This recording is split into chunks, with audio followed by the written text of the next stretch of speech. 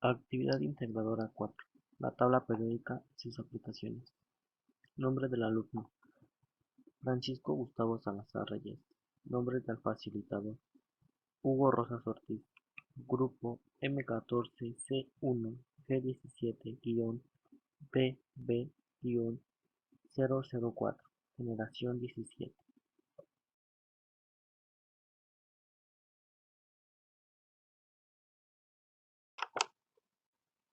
División por familias de los elementos químicos. Los elementos de la tabla periódica se clasifican en familias, o también llamados grupos, porque las tres características principales de los elementos son muy amplias. Los miembros de la misma familia o grupo de la misma columna vertical o la tabla periódica tienen propiedades similares.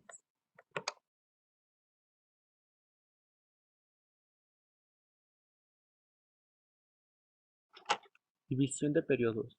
Las filas horizontales de la tabla periódica son llamados periodos. Contrario o como ocurre en el caso de los grupos de la tabla periódica, los elementos que componen una misma fila pero tienen propiedades diferentes, pero masas similares. Todos los elementos de un periodo tienen el mismo número de órbitas, pero el primer periodo solo tiene en sus miembros que son hidrógeno y helio.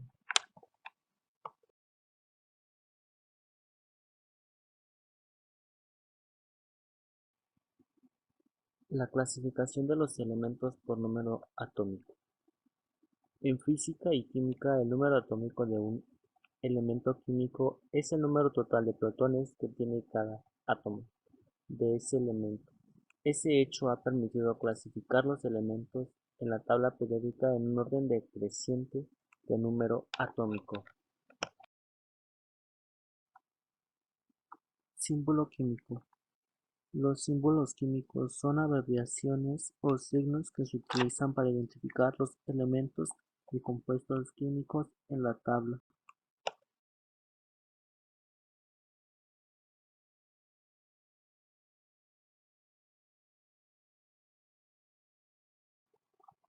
Masa atómica. La masa atómica es la masa de un átomo más frecuente expresada en unidades de masa atómica unificada. La masa atómica en algunas veces es usada incorrectamente como un sinónimo de masa atómica relativa, masa atómica media y peso atómico. Estos últimos difieren sutilmente de la masa atómica.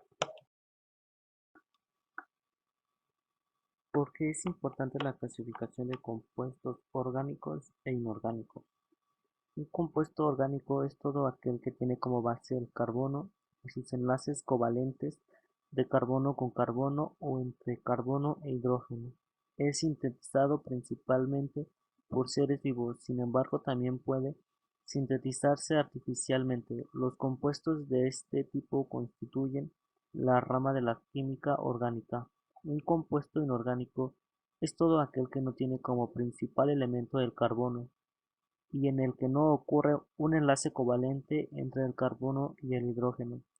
Este tipo de enlace más común en este compuesto es el iónico. Los compuestos de este tipo constituyen la rama de la química inorgánica.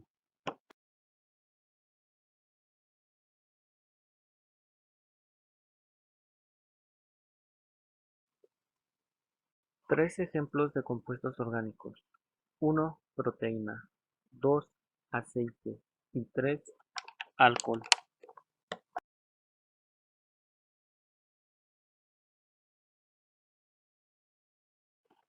Tres ejemplos de compuestos inorgánicos: 1. La pintura, 2. Los plásticos, 3. Las medicinas. ¿Para qué nos sirve conocer y comprender la estructura de la tabla periódica?